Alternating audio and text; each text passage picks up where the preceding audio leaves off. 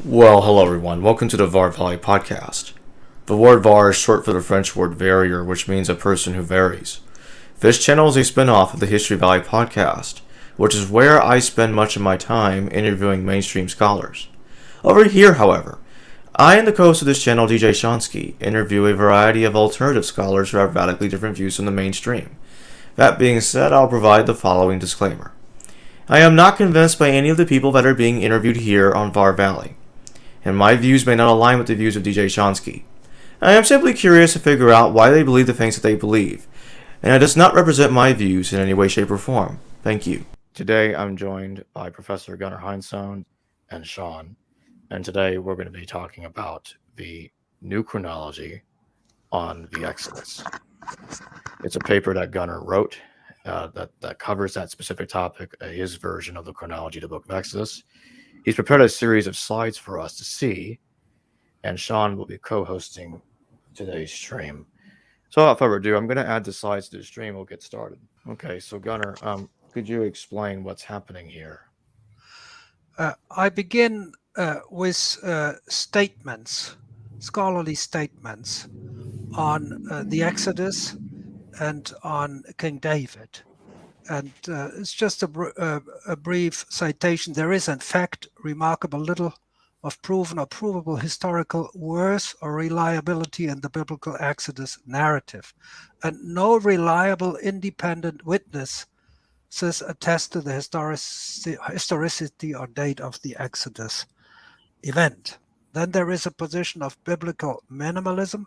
They believe that the Exodus stories were invented as a founding myth by the Jewish community exiled to Babylon, 6th, 5th century BC.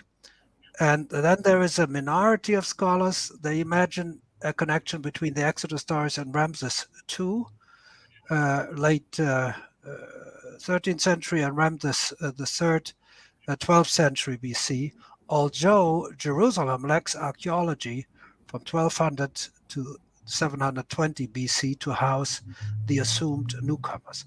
All these BC dates I give here are textbook BC dates. They are not dates that I believe in. And the most famous, of course, deletion of David was done by Israel Finkelstein and Neil Silberman.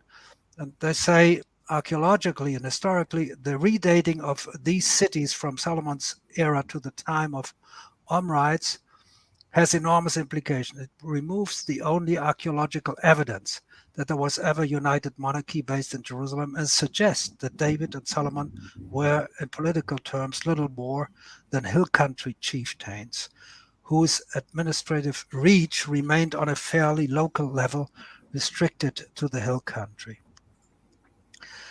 These are all sound statements.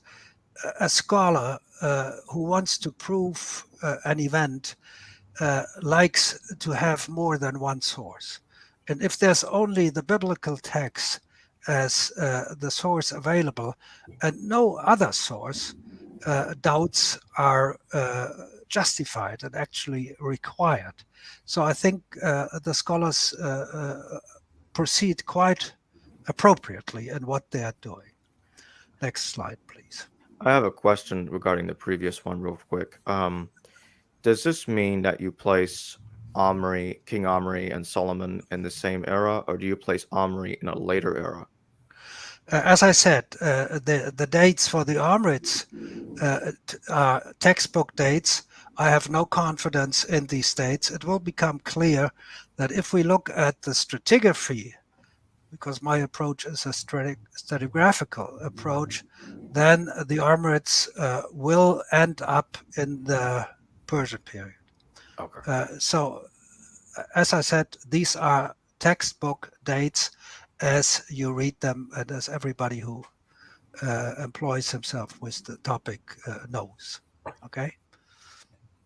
So I do not buy any date visible on this page, with maybe one exception, that the biblical minimalism position, that the text we know as the historical parts of the Bible are indeed written at my view at the earliest in the period of the Medes, but this will be explained later because mainstream no longer has a Medish Empire. They deleted the Medish Empire.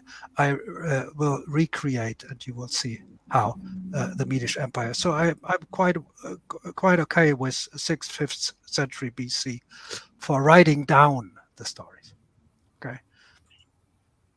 So, though biblical chronology, as I would say, is the worst enemy of understanding biblical history, it's the most sober chronological scheme of the past available in the 1st century AD when, in Egypt's Alexandria, comparative historiography begins by comparing Jewish and Greek texts.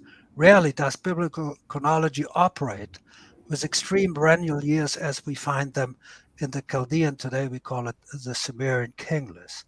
That's why it remained unchallenged biblical chronology up to the excavations in the 19th, 20th century. So it's important to understand that biblical chronology is erroneous, let me put it that way, but it's not a forgery. It's not a falsification. If you falsify something, you know the correct situation, you falsify it, and you destroy the evidence of the correct situation. Nothing like this has happened here. So I think that the biblical chronology is a composition. It works with periods of 40 years, 12 times 40 years, 10 times 40 years, or a few times 40 years, but it's not a forgery. That's important to understand.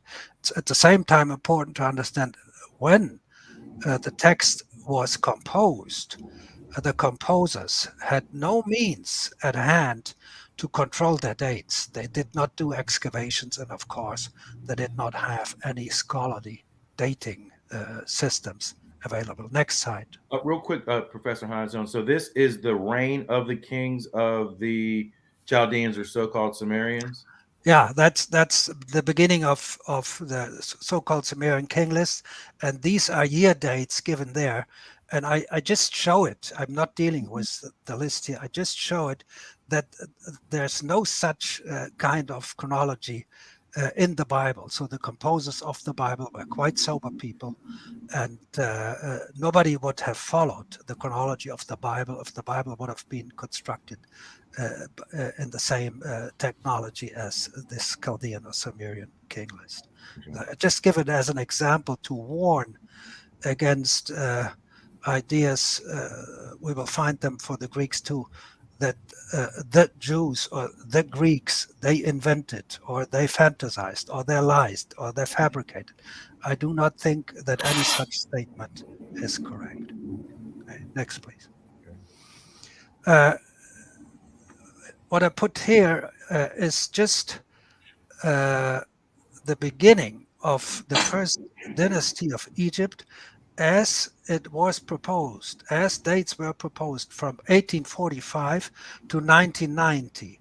In 1990, Heribert Illich and me, we wrote the book, When Did the Pharaohs Live? And so you can see that there is a maximum difference of 4,700 years between Henne and Sharpie. And I'm in no way coming in any way close to such a time span. So if I take the lowest stage Sharp, I will not cut off more than 800 or 900 years if I deal with stratigraphy, not more. Okay, that's just an idea that shows you to be cautious when the mainstream date for the beginning of Egyptian history is thrown at you. You should always remember that there is no dogmatic basis for it that runs through a long period of scholarly research, none whatsoever. Next, please. So before you can imagine an exodus from Egypt, out of Egypt, to the east, which means to the territory of Israel. There's no choice but to touch Israel if you run out of Egypt to the east. First, you have to have an invasion into Egypt of Asians that later run away. And so again, we are looking here at textbook dates that do not generate confidence in the Exodus. You will say if there's so many possible dates, maybe the event as such is not reliable at all. So the first dynasty of Egypt, the textbook date 3100 BC, has a very famous and powerful king. His name is Narmer, and it's the first dynasty. But the first dynasty is interesting because its small finds, like glass pearls, resemble the small finds of the Hyksos that come in the next line, 1,500 years later. They conquer Egypt via Israel's territory. There's no choice. If you go from Mesopotamia to Egypt, you have to touch Israel. And their fortresses they're Middle Bronze, but the fortresses, they look like early Bronze fortresses as you find them. We'll show that later on the famous slab or plate of Narmer. So now we are 17th, 16th century for going into Egypt. Now we have the mega power of Mesopotamia, the old Akkadians. They conquer a country called Magan. And Magan is normally translated as Egypt. They also have no choice but to run through the territory of Israel to reach Egypt. And then in the end, now we are in Greek chronology. We have the Assyrians with the great emperor Ninus, the last emperor Sharakas, and they also conquer Egypt. And this empire falls around 620. And I already hint here that we are looking at 620 BC in Greek dates. It's still not a date that we arrive at when we are counting back from 1950 AD. But that's in Greek chronology, the date I favor. That's my favorite for the Exodus. Well, you will understand that later. If we look at the Hyksos, you can see at the bottom line, they are followed by the Mitani. The Mitani write letters to Amarna in Egypt. And if we look at the old Akkadians, it's interesting, though they are dated 700 years earlier than the Hyksos, they use the same cuneiform, old Akkadian cuneiform, and they have the same arms, like the scimitar swords. And it's believed that the Hyksos bring the most advanced arms ever to Egypt. And we do not understand why they, in the 17th century BC, will bring the most modern arms that are out of date for some 700 years, because the old Akkadians already have these arms.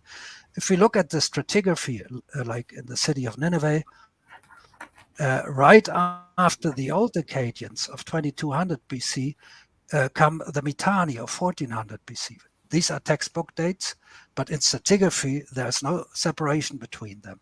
And the Mitani arrive, and together with them, the Kuthians and the Kal.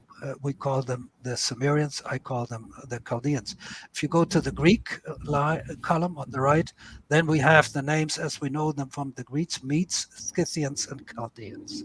Okay, so not much confidence in the Exodus, because we have here with the date for Joshua 1446 BC, we are confused. We say, what's going on here? But I already give you a hint that the four columns I give here, Narma, and then the Hyksos, and then the old Akkadians, and then the Assyrians, and in the end the Mitani, they are all, I say this beforehand, to me they're all the same. Next, please. Okay, Before you have an exodus of Semites from Egypt, you need an intrusion of Semites into Egypt. We start again with Naram Sin, the most powerful of the old Akkadians, and he is called God of Akkad, king of the four quarters, king of the universe, and he defeated Manium of Magan. And we would translate it if we would not have any major education in Egyptology as Menes, King Menes of Egypt. We will see soon why this is not done by scholars. Then we know from the Bible they have another first world ruler, Nimrod, began to be mighty on earth. He was a mighty hunter before the Lord, wherefore it is said as Nimrod, the mighty hunter before the Lord. The beginning of his kingdom was Babel and Erech and Akkad and Calneh in the land of Shinar. So like Naram Sin, Nimrod is the master of Akkad. And then we go again to the Greek chronology, and we have another first world ruler, Ninos, king of the Assyrians, is the first about whom history provides us with stories of his outstanding deeds. He began to subdue the nations of Asia.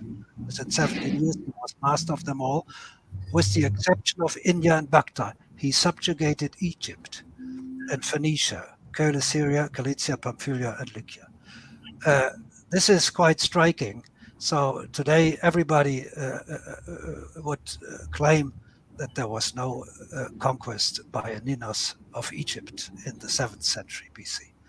Again, you sense it to me, we have three different stories about the same first world ruler, and we have to understand why they are dated so much apart of each other. Next slide, please.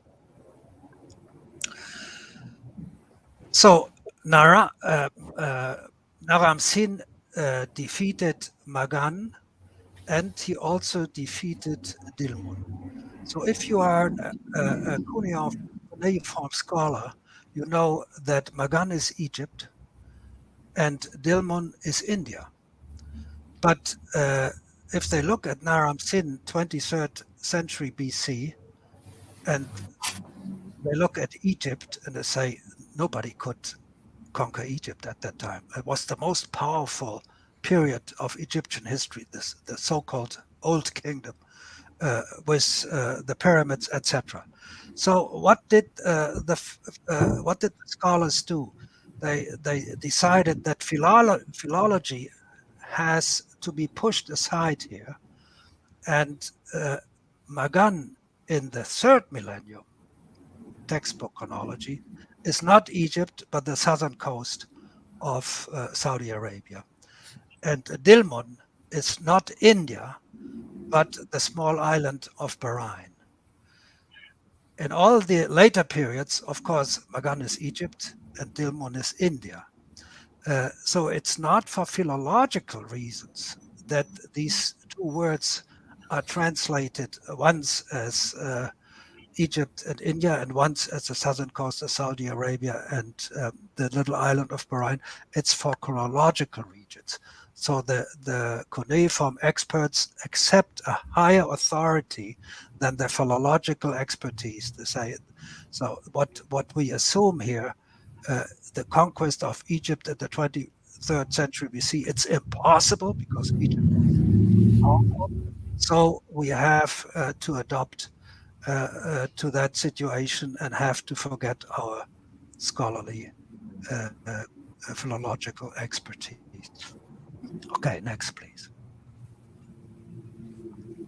So this is the modern imagination of the Hyksos conquering Egypt. You see on the northern coast of Egypt, Avaris, the capital of the Hyksos. This will play a major role in the next slides. And the view, the map you see is a bit surprising because you wonder how could these Hyksos have been that powerful if their major territory was the Syrian desert? Where would they get all their power and all their wealth in the Syrian desert? And you see Mesopotamia is regarded as a separate entity. Hyksos, we are 1700 BC textbook, and I already told you that they use the cuneiform of the Old Akkadians, 2300 BC. They use the scimitar swords of the Old Akkadians of 2300 BC. So, but the modern map makers, they do not know this, and so they say, okay, the Hyksos grow powerful in the Syrian desert, and in Babylonia we have a different situation. So we already see here a major problem of of understanding this invasion of the Hyksos. Next slide, please. The capital Avaris, Tel El Daba, you see on the map on the upper right, the red point, and I just show it quickly to make clear. If something happens to that city, to the rulers of that city, and they have to run away, not deeper south into Egypt, or not in the west to the western part of Egypt, they have no choice but to run east through the Sinai and to Israel. There's no other choice, whatever you call these territories at that time. Next, please.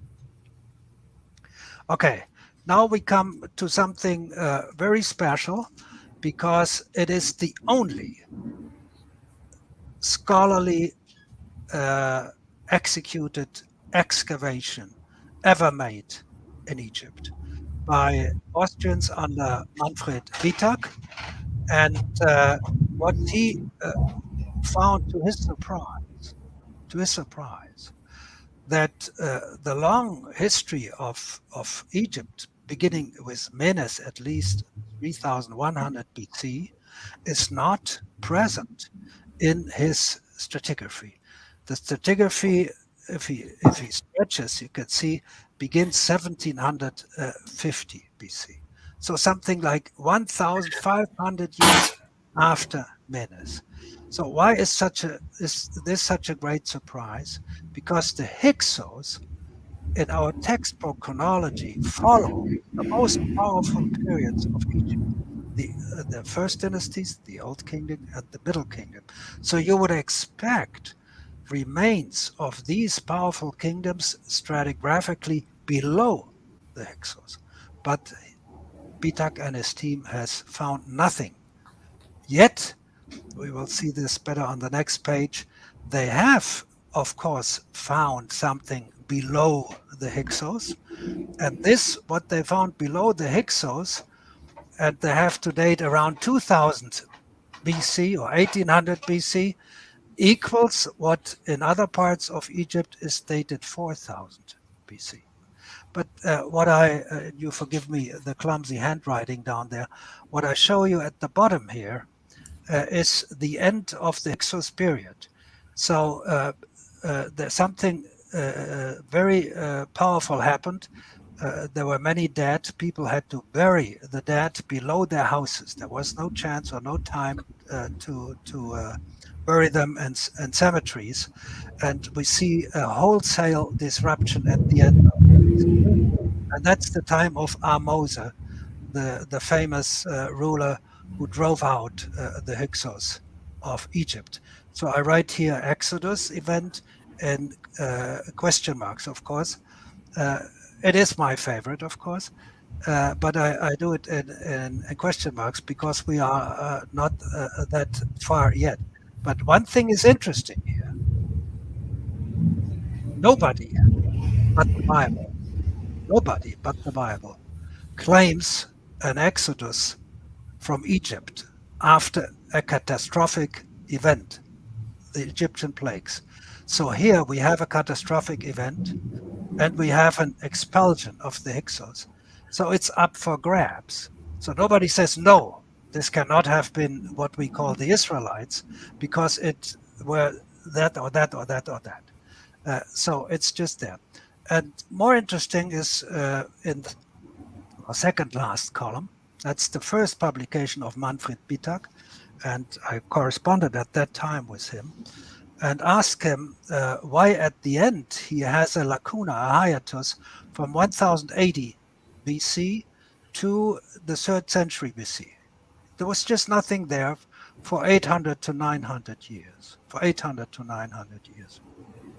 But Quickly, Professor Heinsohn. So between strata level A and B, yeah, how much depth is there? Is it 1 meter? Am I correct in saying there's about a meter? yeah, not more than a meter. That a That's meter is 3 feet. So that's already three a lot. feet.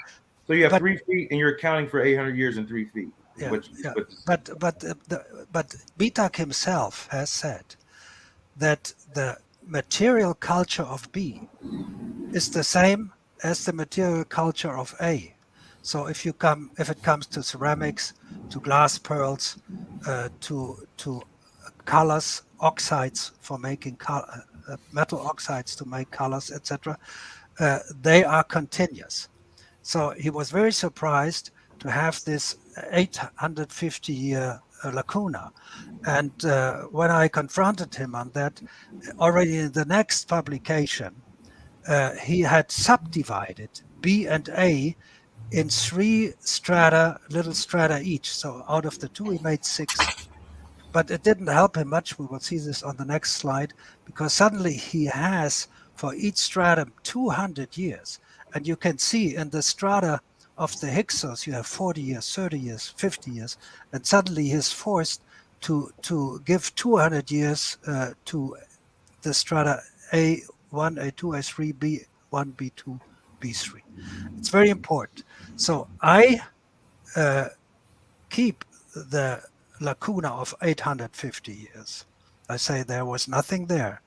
And if you look at the date of the end of the Hyksos Armada, 1530, a little higher up, I read about 1530 BC, I deduct some 900 years, and then we end up around, go back to the former slide. I deduct from 1530 this hiatus of 900 years, and I arrive at something like 630, 620.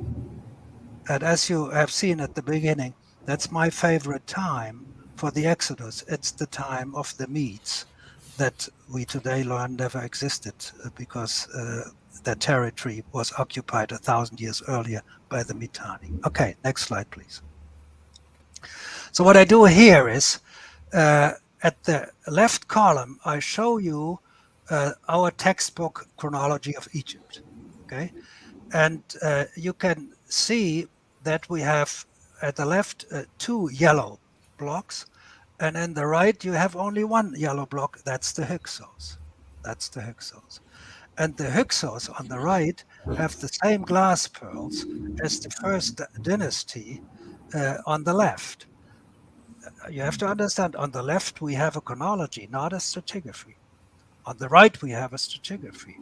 And we can see that not only there is a similarity between the first dynasty and the Hyksos, because they have the same ceramics, the same glass pearls, and I have to add the same type of fortresses. We'll come to them. But before the first dynasty, we have pre-dynastic and the Tassian culture. And this we also have in the stratigraphy. So we have the Tassian ceramics, very peculiar black on white ceramics. We have them on in the Tel El Dabba as we have them in the mainstream chronology. So Tel El Dabba does reproduce, in a way, Egyptian chronology, but it does it only once, whereas the chronology does it twice. And so if we look at the left column, on top of the first and second dynasty, you have Old Kingdom and Middle Kingdom. And this we should have found on the right column underneath the Hyksos, right? Because we found Tassian, and they sit above the Tassian culture. But above the Tassian culture, we have already this and this. So if you look at the stratigraphy, you suddenly figure out that something must be utterly wrong with Egyptian chronology. The chronology is doubled. And now you ask, where is the Middle Kingdom? Where is the Old Kingdom? And I say the Old Kingdom and the Middle Kingdom arrives at the same period we have in the right column after the Hyksos. After the Hyksos. Remember, of the Hyksos, I deduce 900 years. So this brings us into the 7th century. And then what we have left for the great kingdoms is the Medish and the Persian period, 620 to 330 textbook BC. And this parallelism and this similarity of the Old Kingdom, the Middle Kingdom, and the New Kingdom. The New Kingdom sits up there behind the Hyksos. The similarities were seen by John Dayton in his famous book, Minerals, Metals, Glazing, and Man of 1979, where he could see that up to the chemical fingerprints of the colors in the glazing of pottery are indistinguishable if you date it to the Old Kingdom, 2700, or if you date it to the Persian period, 500 BC. So this was the sensational result of Dayton. He was a specialist of glazing, and there were no such scholars and the teams up to him. And he wondered, because glazing is a very sophisticated technology, and especially if you have the ambition to have colored glazing, then you have to produce the metal oxides that give you the colors you want to.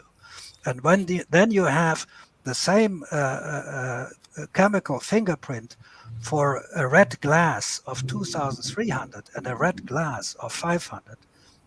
Dayton sensed something is wrong. We can go to the next slide now.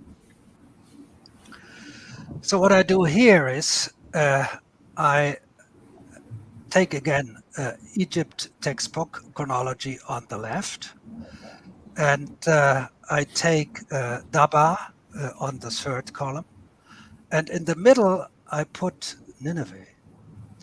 And as I already said, the old Akkadians, the yellow block, and the Hyksos on the right column, the yellow block, they have the same glass pearls, the same scimitars, the same fortresses, the same city gates, etc., etc.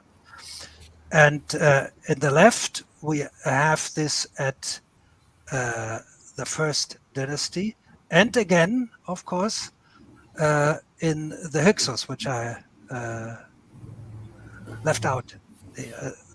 It's before the New Kingdom. So I say the first and second dynasty in Egypt is the same and at the same time as the Hyksos period. And the Hyksos period is, of course, they have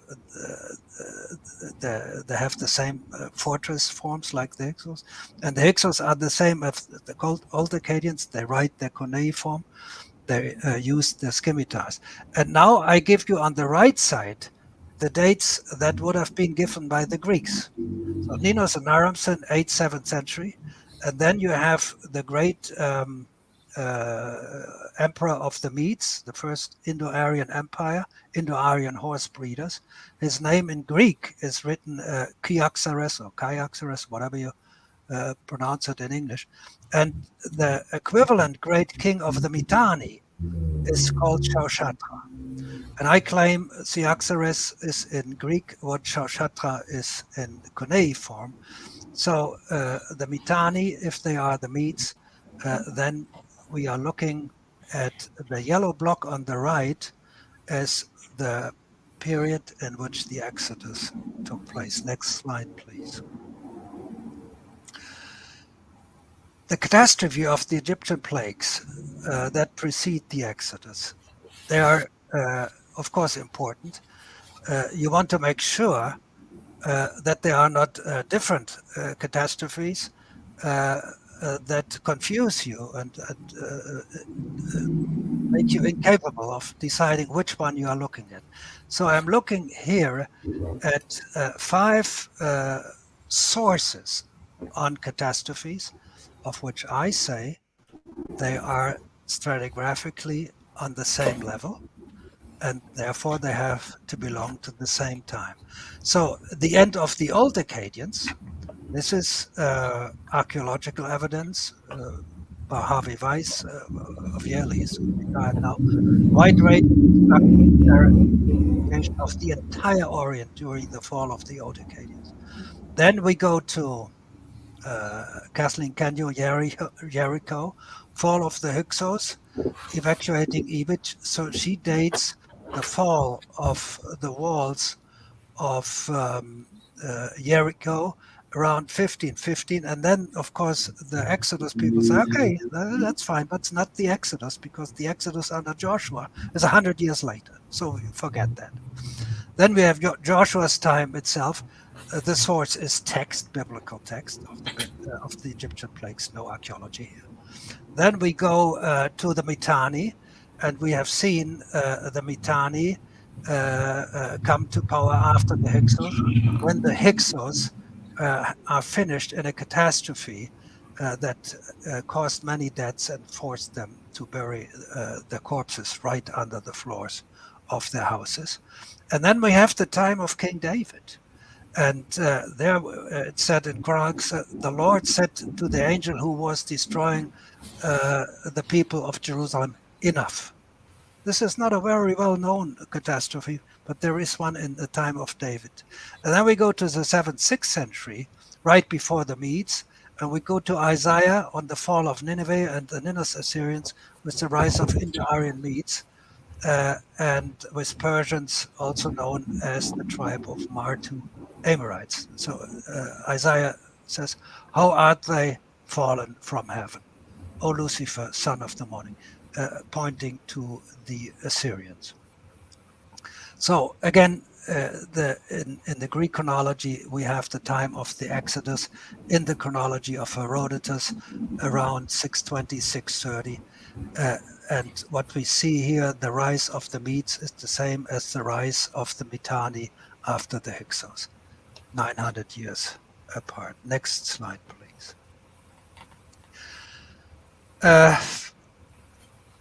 So what we have in Daba are, as you can see, not a single piece of Thera pumis, and the brackets, of course, it's me, hail on the land of Egypt, Exodus 9, out of over 400 samples appeared in any archaeological context before the 18th dynasty or before the late Bronze Age, which means this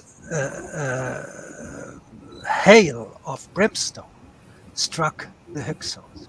That's one more proof for the catastrophe that struck the Hyksos. And I don't go into that. There's a debate between datas of Thera. And so one group said, wait a second, this does not touch the new kingdom under Armosa. This touches before the time of the new kingdom. But this struck the Hyksos that had to bury their dead under the floors of their houses. Next, please. So now we have to stay a little longer here because it's not easy. We have to go to Israel, and with the focus on Jerusalem. And you remember Israel Finkelstein, he claimed that since there is left column 1300, 1200 to 720 BC, there's nothing in Jerusalem. So he said nobody could have conquered Jerusalem because there was nothing to conquer there. So in Exodus under Ramses II or Ramses III died 1213 or 1155 BC is not followed by strata in Jerusalem. So even if they would have taken Jerusalem 1155 BC, not the biblical date of Joshua 1446, there was nothing in Jerusalem. But if you go to the right-hand column in green, what you see is that the period of the Hyksos and the Mitani, 1300, 1200, has stratigraphy in Jerusalem. It has stratigraphy in Jerusalem. So we have to make a closer look at the Mitani. That's the period in which letters are written from Jerusalem to Amarna, and these letters complain to the king of Egypt that we go to the right column, green, Habiru under Yeshua and Dadua go against Abdi Jebusites controlling Jerusalem at the time of Tyre's Abimilki during the empire of the Mitani. That's archaeology and textual cuneiform source. If you go to the left, blue, in Jerusalem, nothing for Hebrews under Yishai and David fighting Jebusites in Jerusalem in the time of Tyre's Abimelech. So what David Roll has found out, that Yishai and David of the Habiru are the same of Yeshua and Dadua of the Hebrews are the same as Yeshua and Dadua of the Habiru, shows us that you cannot say there's no extra biblical source for David and Yishai. There is an extra biblical source in the letters to Amarna, where they speak about Dadua and Yeshua, and even the same king of Tyre. In the cuneiform it is read Abimelki, and in the Hebrew it's read Abimelech. And nobody doubts it's the same name. Of course, people doubt that's the same king, because in the blue text you speak about 1000 BC, and in the green text you speak about 1400 BC. Now, when you talk to Israel Finkelstein about the Habiru under Yeshua and Dadua, he will not claim that he does not know this text. He knows the text perfectly well. He said, yeah, by chance, it's the same, but I cannot use this text on the right in green because it's 1400 BC. It's not 1000 BC of David. And here comes the weakness of the Velikovskian school. Velikovsky himself and the great David Rowell, who has seen the similarities between the Habiru and the Hebrews.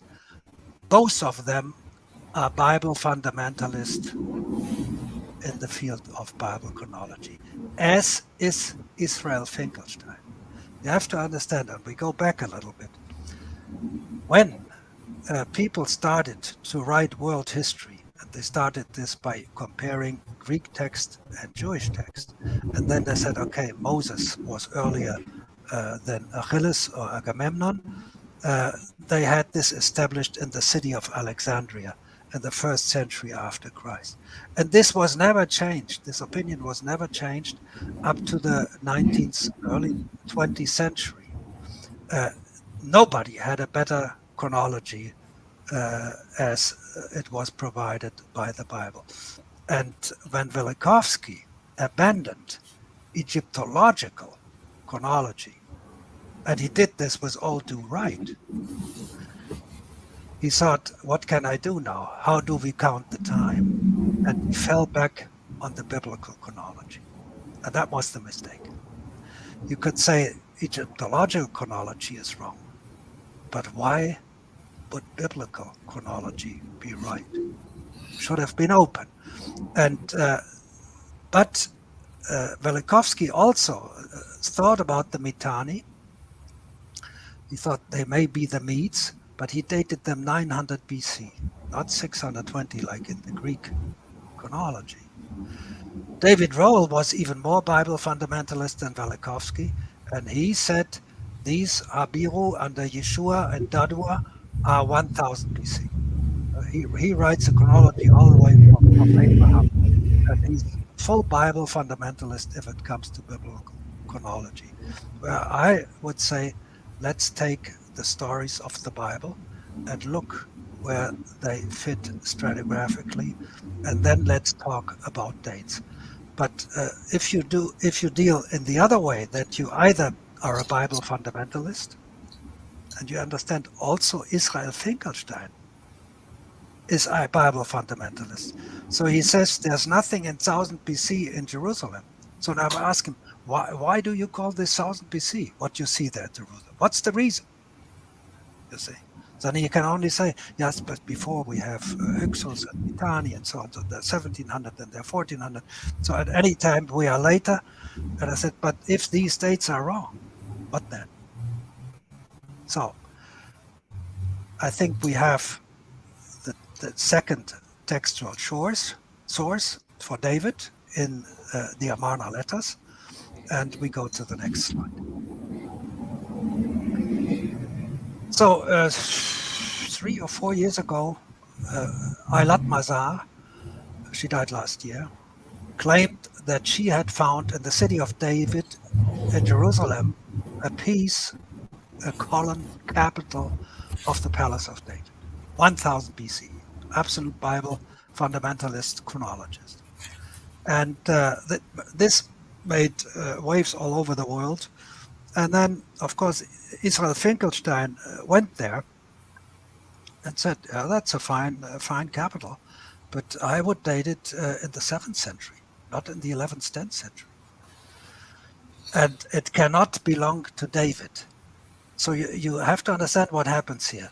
Mazar, Bible fundamentalist, she said, I found a capital at the time of David. Finkelstein said, no, it's 700 and David is 1000. So they both believe David is 1000 BC. They do not look at stratigraphy.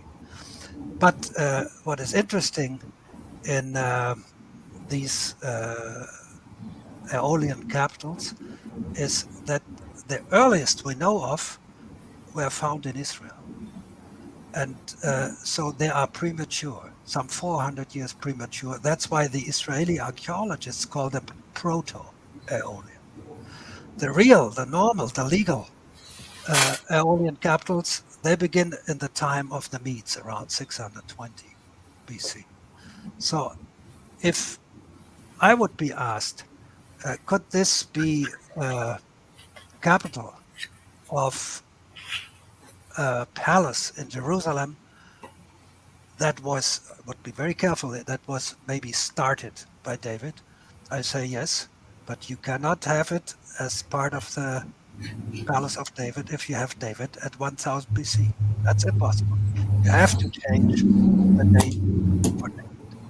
And so in the end, we will depart from the premature Aeolian capitals and we'll have to settle for the normal Aeolian capitals. And you have to understand now that in stratigraphy, remember, the Hyksos 1500 and then the hiatus of 900 years. So it brings them down to 600. So we have in the stratigraphy 600, and we have in art history in the Aeolian capitals also the date of around 600, because the premature, the proto-Aeolian capitals are wrongly dated. Next slide, please. So I'm coming already to the end of the story. If the Mitani are the Medes, we know the historical context of David. And so we compare Mitani, known from cuneiform texts. Medes, they are known from Greek texts. In the middle, we have David with the Bible fundamentalist date, 11th, 10th century BC. The Mitani are Indo-Aryan horse breeders. The Medes are Indo-Aryan horse breeders. The first king of the Mitani is Paratarna in cuneiform, red cuneiform. The first great king of the Medes is Phraortes. The top king of the Mitani is Shaushata, there are different ways to read it, conqueror of Ashur. The top king of the Medes is Cyaxares, conqueror of Ashur. So then we have again Habiru under Yeshua and Dadu in the time of Abimelech of Tiras. And they attacked the city of Jebus, which is Jerusalem, under Abdi-Cheba. Then we have the biblical sources, more or less the same. Hebrews under Yishai and David at the time of King Abimelech of Tiras, Phoenicia, attacked the Jebusites in control of Jerusalem.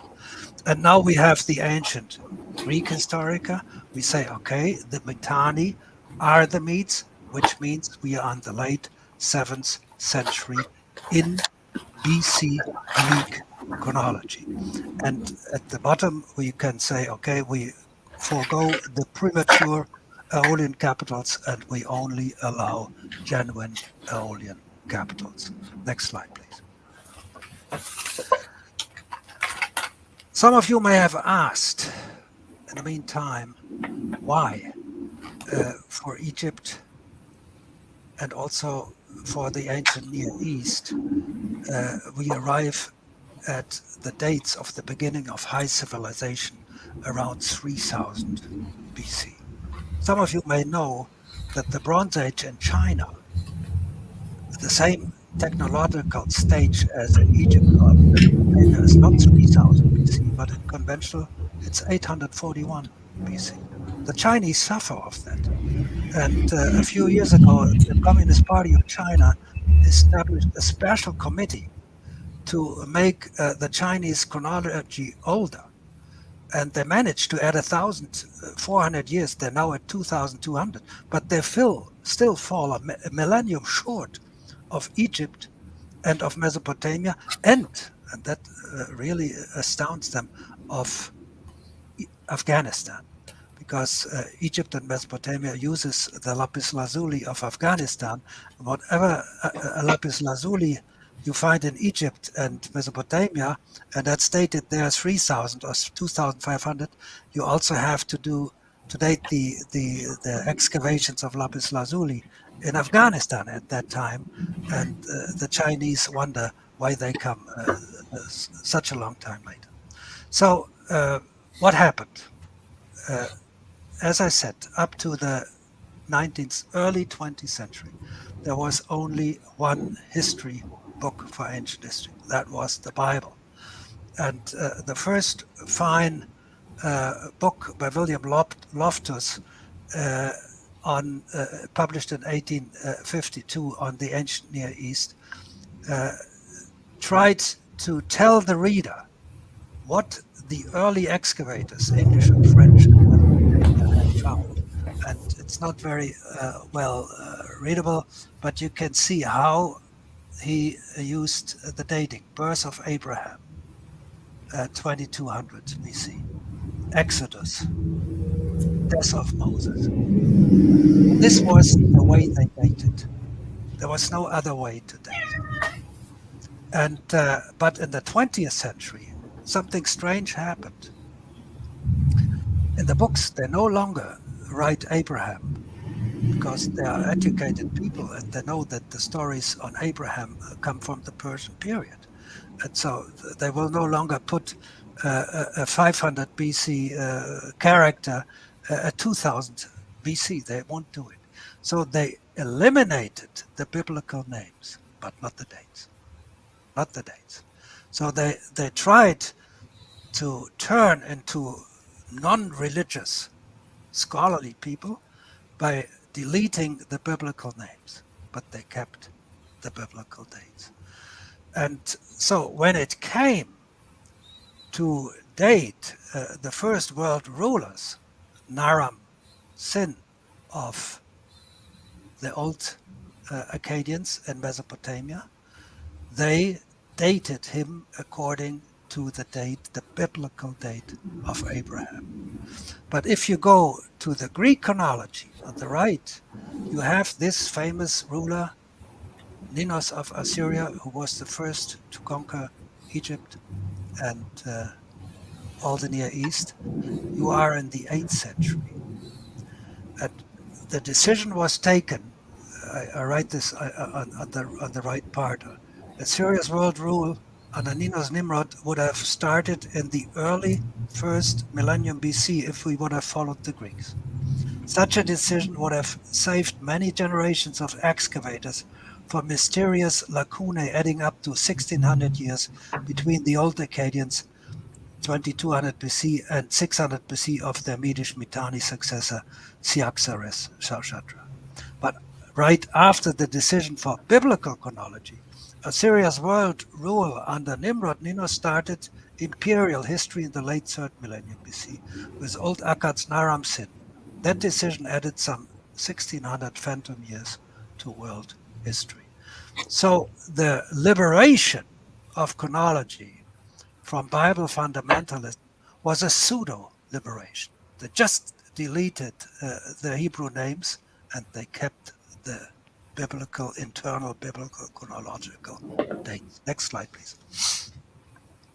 Okay, so if you read, and if you can put your hand on a book on ancient Near Eastern history, let's say published up to 1914, you will see the map of this empire of Ninos, 8th, 7th century BC.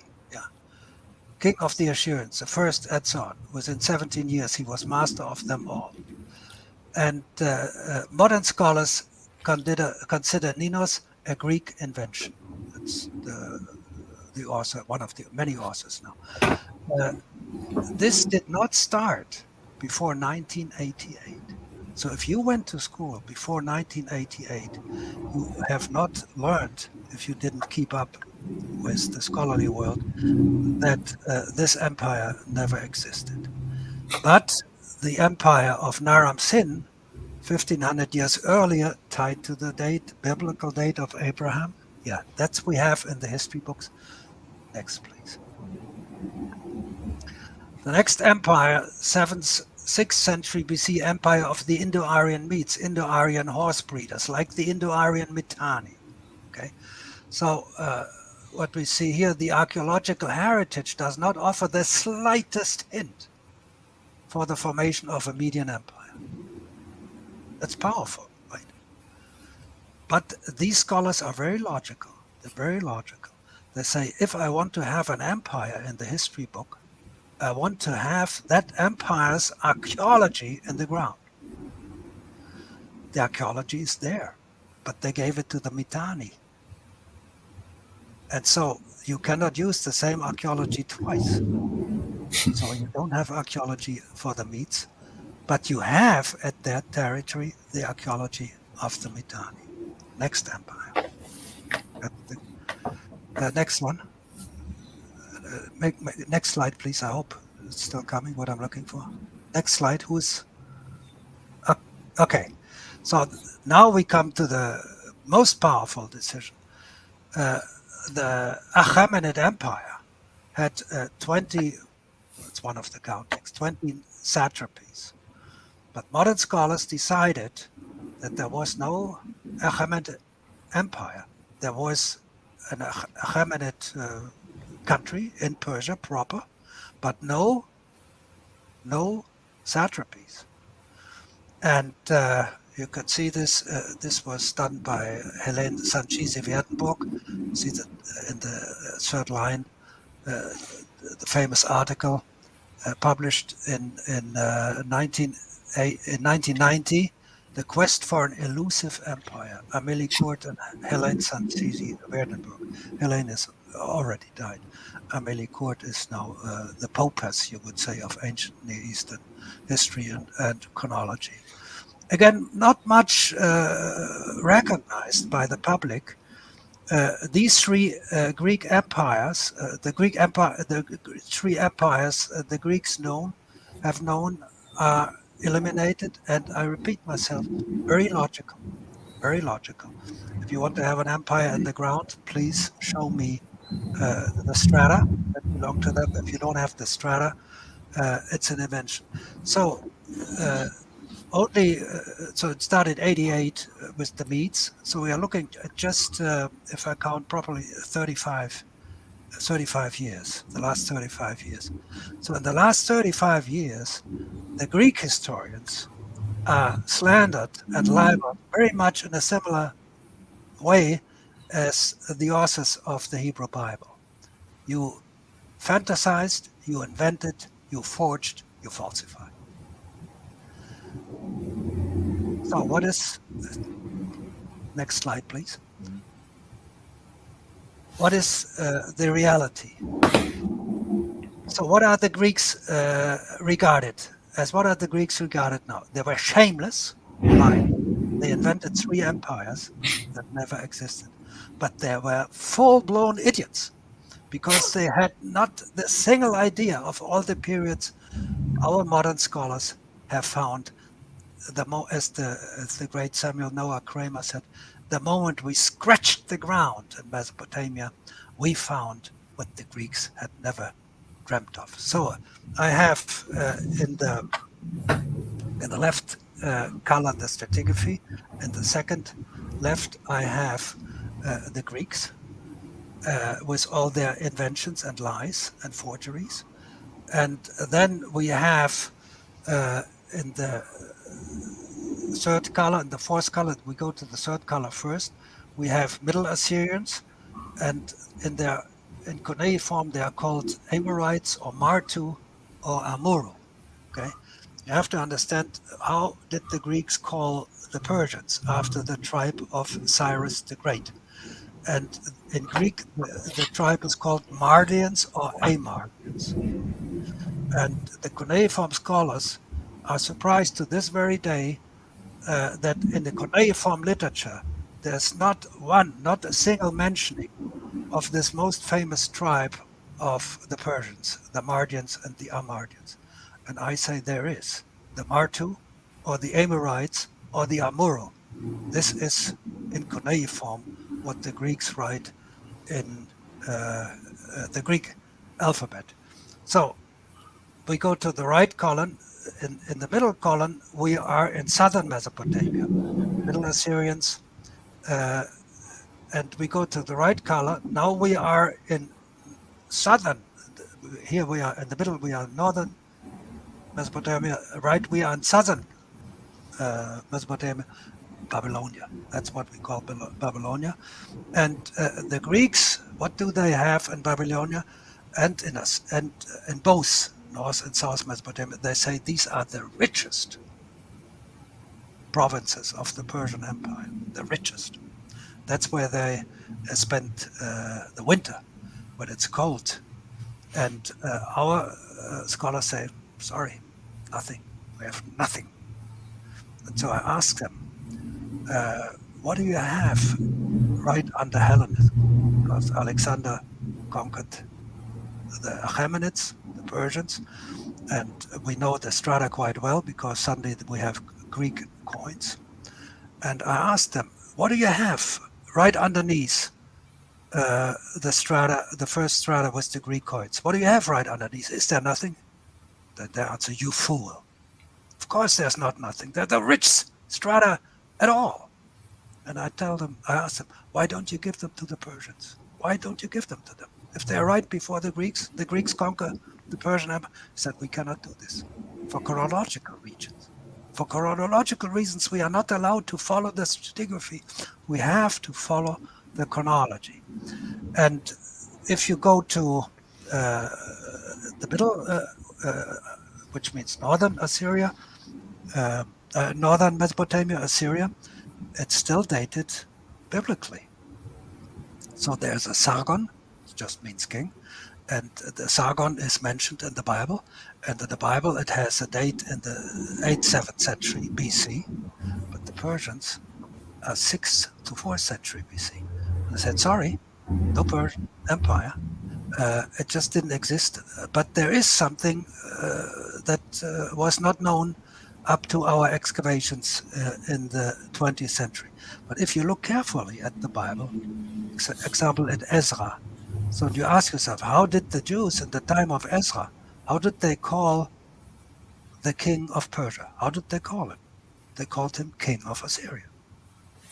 And it made all the sense, because Assyria was the richest satrapy of the Persian Empire. So in a way, the Bible gives you two pieces of information. The Persian emperors, king of kings, were called kings of Assyria. So in the biblical text, you have them. But in the excavation, they say, but there's a Sargon. We have to go to 700. Sorry, nothing for the Persians between 550 and 330. So we stay in the middle, and after these powerful Assyrians of Ninos come the Medes, and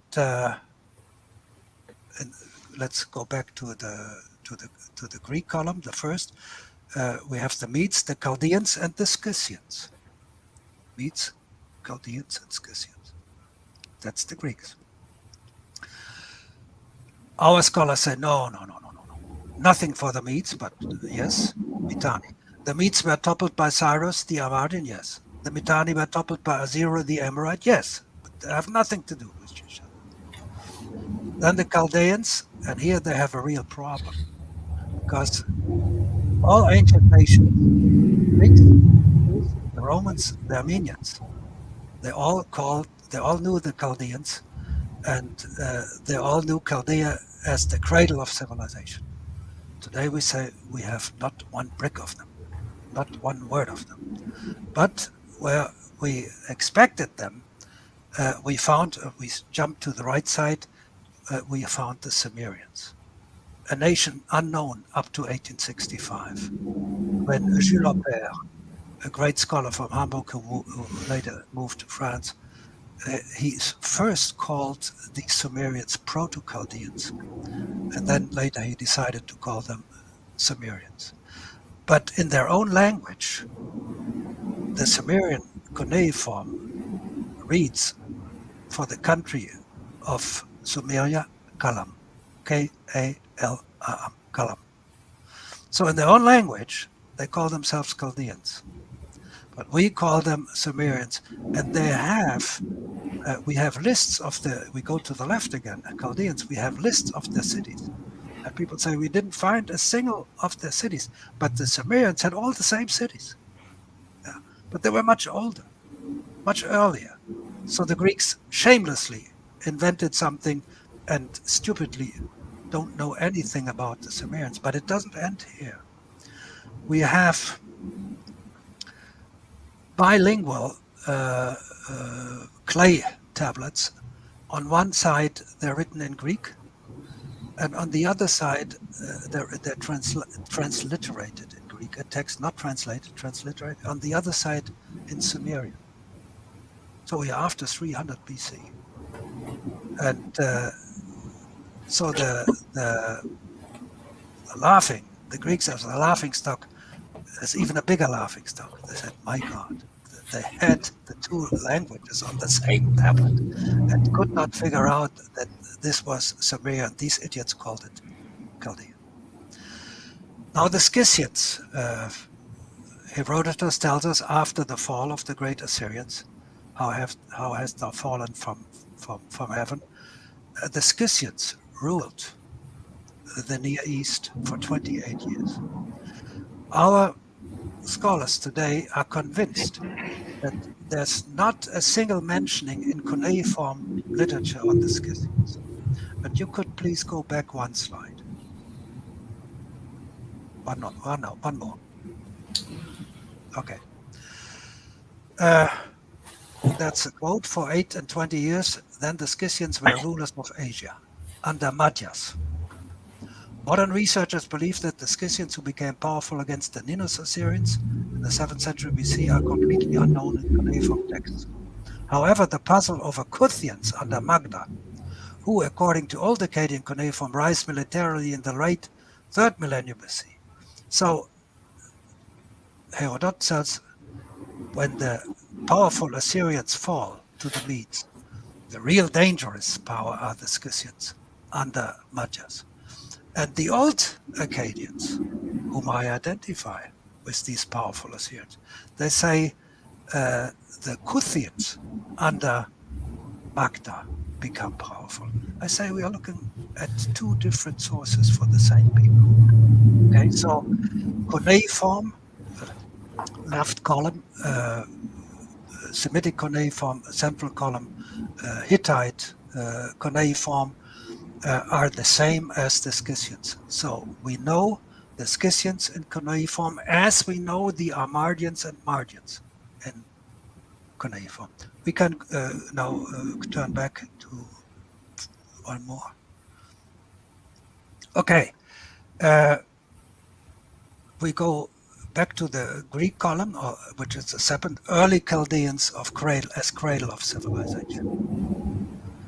And today we have on the right, you understand, on the right-hand side we have Bible fundamentalist chronology tied to Abraham, but Abraham is deleted from the books. His state is kept in the books, more or less, roughly spoken. So we have the Sumerians from Kalam, And no, they are the cradle of civilization. So the Jews, the Greeks, the Romans, and the Armenians, who all tell us of the Chaldeans. Even Flavius Josephus tells us that the Greeks learned mathematics from the Chaldeans. And now we say, no, no, no. The triangle law of Pythagoras was already in Mesopotamia 1500 years earlier. The Greeks are latecomers. They imitate us. They lie. They boast, whatever. I would say in reality, they have confirmed what researchers have confirmed what the Greeks have told us, but they cannot recognize that they confirmed them because they are dealing with erroneous chronologies. I don't know if there's another slide. Otherwise, we could. Yeah, that's that we leave out. This is just a kind of a summary of a list of all the names of persons and nations that I identify and that are dated up to 1500 years apart. You can look at this later. Of course, we also, and that's the bibliography of the texts that dealt with what I was saying today. It's not the bibliography of the text quoted there right in the slides. Thank you. We have a couple of questions for the super chats, and then we'll go from there. Jennifer Saul, thank you for the $1.99. No questions yet. This will take a few listens. She super chats again, $4.99. Wait, I have a question. What about the campaigns of David matching those of the one of the Tuts that the Hebrews rewrote themselves as not Egyptian? I'm not quite sure if I understand it, but I want to say that much. I'm not going into the fine details of the David stories, of the Joshua stories. All I can say, all I try to do here is to establish the period, the historical period that matches stratigraphy. And at the same time, I try to establish that the Hebrews under David have a non-biblical source in cuneiform, and they have stratigraphy in Jerusalem. If you look in Jerusalem at the at the parts of Jerusalem stratigraphy that are dated to the Mitani, whom I equate with the Medes. I'm not going into the details, but another thing, I didn't say much about Joshua, but Joshua fights the Jebusites like David. So Joshua and David both belong to the period after the Exodus, which is the time of the Mitani, which is in the Greek chronology the time of the Medes.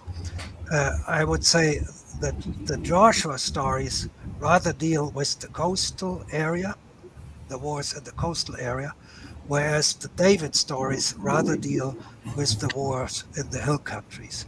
But they are more or less parallel stories that the composers of the Bible, erroneously, we have to repeat this, put into a sequence. They divided them by 450 years, but if you look at stratigraphy, those are post-Hyksos, Mitani, which is Medish period. Forgive me if I'm not going into details of the different personalities in the around David and the Philistines and Saul, etc. I could say something, but I'm on soft ground, and I will rather make a mistake here, and therefore I prefer to just focus on the general picture. That the Bible is more or less right. Of course, it's full of stories of legends too, but that basically, yes, the Joshua operations on the coast and the David operations in the hill country, they are confirmed in the Mitani period cuneiform text, which means there's a second source It's not only one source. And if you don't find them in the stratigraphy of Jerusalem, that's because it's erroneously dated. If you look at the Mitani strata of Jerusalem, you have everything in a way you need. If you go back to, maybe we can even go back to the slide on the stratigraphy of Jerusalem. On the left column, you had in blue everything that's in the biblical text, but not in the stratigraphy. And on the right side, you have the strata. Here, stop. On the right side, you have what is called in Jerusalem early urban. Okay, so that's the Mitani period in Jerusalem, and then Jerusalem is fortified with city walls. It has a fortress and it has a temple.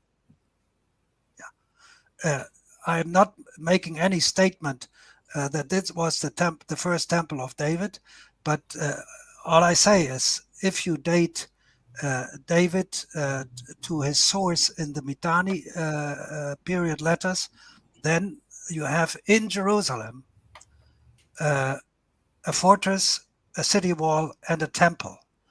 And otherwise, as I could say again, it's up for grabs. So nobody else claims this. So nobody else says these Habiru under Yeshua and under Dadua, they are our people or our people or our people. Nobody claims them. So if the Bible claims them, there's no competitor for them. There's nobody saying, no, you cannot do this because these people are from here or from there or from there. Nobody does this. So all I say is it's up for grabs. Look at this evidence stratigraphically. Yes, Jerusalem has urbanism, that early urbanism called in the textbooks, and it has a temple, and it has a wall, and it's a real city. So what is missing left, blue, I say it's not missing. Both are erroneously dated. The left is Bible fundamentalistically dated. The right is erroneously dated. And if we forget about the dates and try to find the stratigraphic date for the right side, for the Mitani, which is the Medes in Mesopotamia, then we are around in Jerusalem with this temple, this earliest temple, we are around 600 BC in Greek chronology. So when these guys, Sean and Jacob, forced me to work, I had to go back to 87. So the basic idea I developed in 87, and I presented it as the International Egyptological Conference in Torino in 19. I would have to look it up. It's in the bibliography. It was 1991. I gave a lecture called the 17th theory of the Hyksos. Mine was the 17th, and I said the Hyksos were the Oldercadians. They have the same scimitas, they have the same cuneiform. So the Hyksos write 700-year older is believed cuneiform. They use 700-year older arms, see? And still they're victorious. That they're the same. So all this was done between 87 and 91. And all the books were published up to 98, all in German. And but I just give you one story. The book dealing with the chronology of Egypt, so that Narma is the same as Naram. They're not 1500 years apart, but they're the same. And Narma is not Menes, but Naram defeats Menes. Yeah. So this was quite a thick book. I can show it here. Quite a heavy volume, and it was sent. Forgot how many pages. 500 pages, and it was sent to university libraries. And since Heribert Illich, he was the co-author, lived in Munich, he sent it to the University Library of Munich. And they said to him, we will neither accept it nor even put it in our catalog. Wow. That's typical. I'm going to make a quick show and tell. And I'm sure Gunnar Heinsohn has seen these before. Clark Welton edited these books, the Pillars of the Past Charlie. series Yeah. by Charles Janenthal.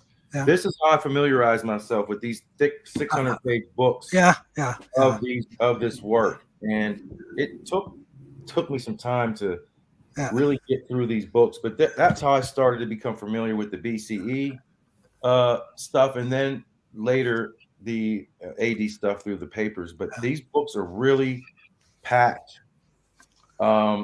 with the arguments that he's making right now. The scimitars being used by the old Akkadians and the Hyksos and the Assyrians, but in the same strata level. So it seems like you're taking one. Let's look at this as one strata level, and it's being subdivided to account for the story.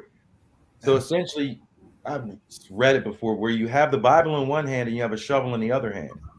So you're allowing the Bible to give you confirmation bias. You're looking at something which is the evidence. So since you have the story, if it doesn't match the story, either you throw it out, or like he says with the Greeks, the Greeks just didn't know what they were talking about, and we found something that they knew nothing about, et cetera, so on. That's what happens. And when I read this stuff, I saw that the capitals were pushed back farther in the past, and that David would have to be further current, more around the 600 BCE era or so. The argument is always is made also that because the Nubian dynasty of Egypt has several sources of who they are, they could be more contemporary with the Ramsey, with the 18th, 19th dynasty. But they also have a dark age hiatus where they are here, they disappear, don't read, don't write, don't have no culture. Then they pop back up out of thin air around the 600 BCE time, after a hiatus of could be 300 or so years, possibly. It becomes confusing to a degree, but it's not confusing because we have to let our eyes and what archaeology we have be the guide, and not so much the stories we were told. So I mean, the books get deep. I mean, I've seen several different ways the chronology is reworked, especially with Egypt.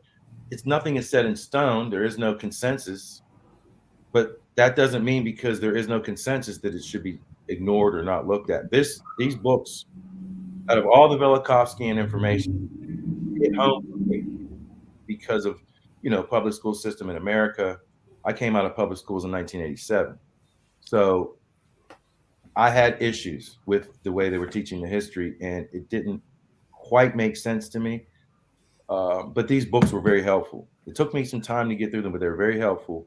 And that's how I became familiar with Professor Heinsohn also. Though I would say that these 24 slides I produced for you right now, that's a summary of 35 years of work, and I never produced such a summary before. So I'm quite grateful that you invited me for this, because I did not expect that the subjects would come up again. It's more sensational even than the Egypt book was the other book I wrote. The Sumerians never existed. So what you see here, just on an aside, you see a head made of diorite, very hard black stone. And so I describe in this book, Inter alia, that up to the 19th century, all our museums, we didn't have that many museums, all our museums on dealing with ancient history, of course, they had a Chaldean section, Chaldea.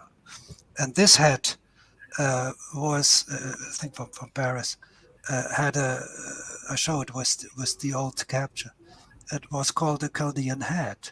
And now the head, it's the same head, of course, it's a Sumerian head. So they had all over the world, mostly Europe, they had to go to the museums and rewrite all the captures. So they had to delete the Chaldeans and turned everything that was Chaldean into Sumerian.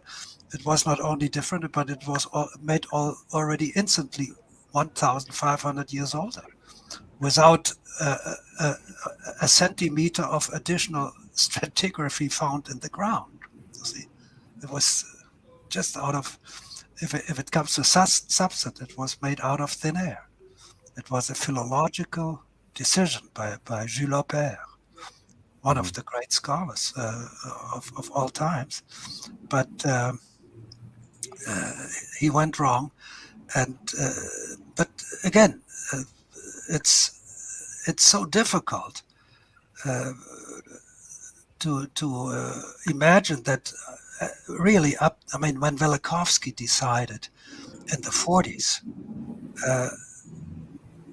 I have no problem to give up Egyptological chronology because it's so full of mistakes, but it's I'm not lost. I still have the Bible, you see. And at that time, nobody would tell Velikovsky, not in Israel, not Israel Finkelstein, he wasn't born yet. Nobody would tell him, don't do this, yeah, because we know there is nothing in Jerusalem at the time of David. They didn't know that. I would say even now they don't know. They believe they know. There was no material stratum for David. I think there is in the Mitani period. But so his confidence that you cannot go wrong if you throw this anchor of ancient history, because we still have the Bible, shows you the power of the biblical chronology that altogether sounded more or less reasonable. Nothing extremist. No kings that ruled 40,000 years or things like that. So it was a good choice, and only excavators, could scratch this full belief. And when Samuel Noah Kramer wrote his book "History Begins with Sumer," it was such a pride, not with Greece. Civilization does not begin with Greece. Civilization begins not with Chaldea. You see, the Greeks would say, we accept the Chaldeans. They're master mathematicians. And then he could say, no, 1,500 years before, everything was there already. See? And when he did this, he already did not understand that he would date the Sumerians, Chaldeans, after Abraham. This he already didn't understand. So he saw the date in the book. On the side of the date, it was no longer written as by Loftus, date of Abraham, date of Exodus, date of Moses. It was just the year. I said, fine, I take this year, and I'm a world sensation. I liked Samuel Noah Kramer a lot. I met him. But in his wonderful book, History Begins at Sumer, he fails to inform his readers that Sumerians themselves and their cuneiform called their country Kalam. It's not in his book. So when I wrote my book, The Sumerians Never Existed, 1988, don't let me go wrong. Was it 1988? Yes. When I wrote the book, I didn't know that they called themselves Kalam. It's not in my book either. So, though I found it in a Sumerian dictionary of 1930, written by a Jesuit German called Anton Daimler. So that's funny. You see, that's the first thing you could do when everybody learns that's the cradle of civilization. That's Sumer. So why not tell them in the next phrase? But they themselves called their country Kalam, you see. And but we know that the Chaldeans never existed, you see. And then the smarter girls or boys would say that's strange. The Chaldeans never existed, but the Sumerians called them Ka, sometimes Ka. How interesting is it? You don't get it served that way. So I wrote the book, The Sumerians Never Existed, without knowing that they called their country Kalam.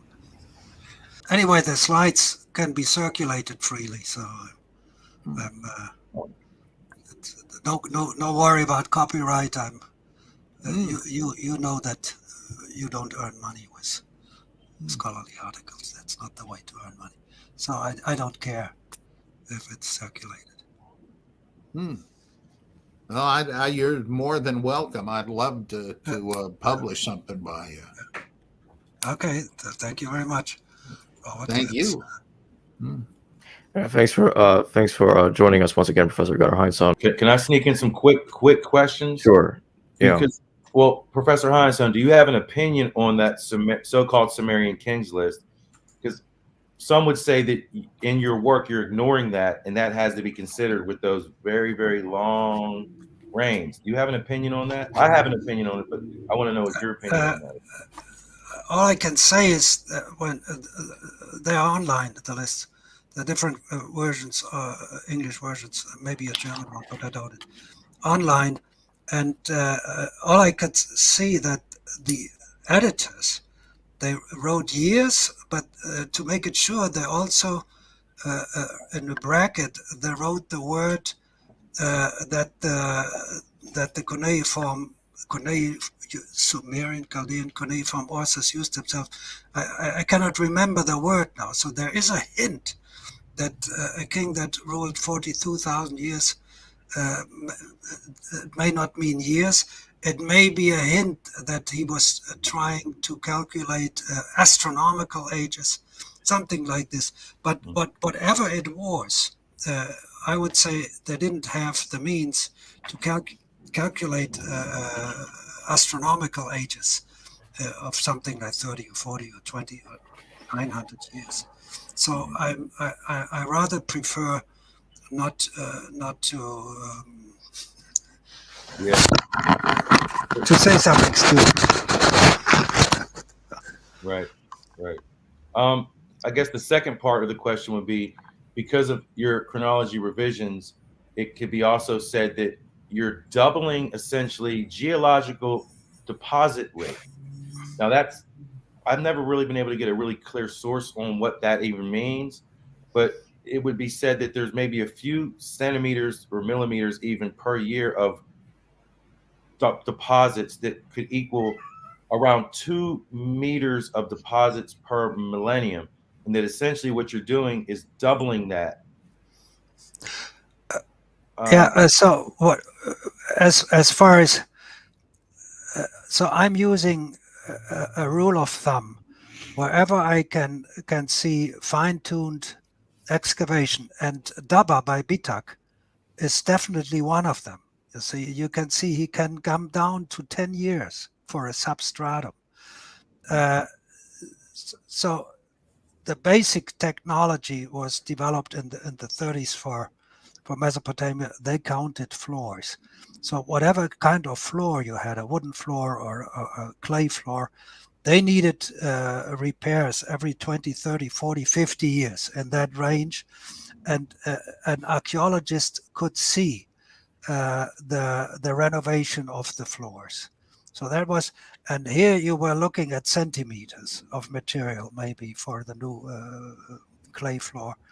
And then, of course, they combined it with this king in the palace and then another king in the palace, and there was the new floor. And so 30, 40, 50 years or less. But a stratum, a fine-tuned stratum running over 200 years without floors or even upgoing walls, or rests of upgoing walls to show for them, is impossible. So you can be sure if somebody has a stratum or a hiatus or lacuna of 9 or 8 or 900 or 200 years, you can be sure he dated chronologically and not architecturally. If that helps. I want to mention to Jim in the chat, I do talk with Michael Armstrong practically every day, who published, he knows Clark well, and we talked, who does editing for Gunnar Heinsohn. We talked about a month or so ago together, but I talked to Michael Armstrong a lot. He's published some books, he writes articles. and we talk about this stuff a lot. We Okay. have conversation about how important this body of work is as it pertains to what's nowadays called the Thunderbolts Project, where a lot of the contributors and principal members go back into the Velikovskian era, to the Chronia group, Aeon, journal writers, Society for Interdisciplinary Studies. We think that this is key. It's very key, because you're dealing with, science, you're dealing with history, and as it pertains to chronology, mytho-historical reconstructions. Also, this should be the foundation first before you start diving not so much into the science and plasma cosmology and all that, but into the mytho-historical or ancient solar system reconstructions, because they go heavy with it. I think it has to be part of that. When I parted in 1987 from Velikovsky, because Velikovsky, he was brilliant. He said the Mitani are the Medes, but then he dated them 900. And I said, Velikovsky, now you have two Medes, two Medish empires, one in 900 to meet your Bible date, your Bible fundamentalist date, and then you have another one 620 in the Greek chronology. And I said, that's impossible. And the moment I've seen the royal names, Shaushatra in cuneiform, and Chiaxares in Greek, and Cyrus in Greek, and Azero in cuneiform, I decided. So he was wrong. But when I wrote this article, 87, I tried to summarize my great admiration for the man. He said he gave us two types of information: that chronologies are wrong and that catastrophes happened. And I think that's true. And I do not claim that I can understand the catastrophe that wiped out Daba, that caused so many deaths, that the people had to bury their dead under their floors, and then still they had to run. They were driven out. So the maximum we have is the explosion of the island of Thera in the Ionian Sea. But we also see the fall down of Mesopotamia. You see, the Ninos Assyrians replaced by the Mitani, by the Medes, as the Hyksos replaced by the Mitani. And I'm very reluctant to blame all this on one volcano. It's a garden variety earthquake. A volcano can do only so much, and even the brimstone can by water or even by air can move quite a bit. But to topple a city like Nineveh by a volcano from the Ionian Sea, I have my problems, and I do not speculate in that field. But we need speculation massively. As much as we need it for the 930s AD, when Roman civilization came to a sudden end. Even this I do not understand properly. I only can say we have dark earth all over the cities in Europe, and something must have transported it there. Yeah, but I'm very reluctant to speculate in cosmological scenarios. That has to be left to specialists, and I'm very unhappy that there's nobody speculating anymore in that field, because much of this speculation, of course, was also erroneous, but it was necessary, and it still is. Yeah, I hope people come back to that I've field. told people the material, when we talked the last time in Rome, I don't know how it got there, but it's there. It's uneven. It was uneven in London and Ludenwick. It's the different depths in different places. I don't know how it got there, but it's there. Yeah. It is there. Yeah. It shouldn't be there, but it's there. And when you uncover it, well, blam, there you go. There's a strata layer that shows the remains of the ancient city itself. Yeah. It's like, well, how did it get there? What? Yeah, I don't know. I don't know either. I have no skin in the game. I don't know. Gentlemen. Thanks for joining us again, Gunnar. Yeah, really I have to do my back exercises, and I just learned that it's dangerous to do a bad operation on somebody's back. May cost your own life. I'll see all of you later. Thanks for joining me again. Okay. Appreciate it. Thanks again. Good luck and goodbye.